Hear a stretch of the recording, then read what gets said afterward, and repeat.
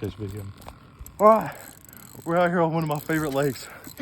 I got one of my favorite rod and reel combo. I got the Mitchell Garcia 300 high speed on the goddamn Daiwa graphite vintage rod. We've picked up something we have reason to suspect it is a fur-bearing, black-eyed, red-breasted, six-chinned gizzard pickerel. And there's just no foreseeable way we're ever gonna get it in. Well, there he is, son. It's a flathead catfish. He's not huge, but I'll take it.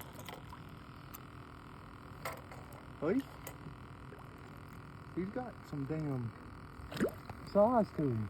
Oh, yeah.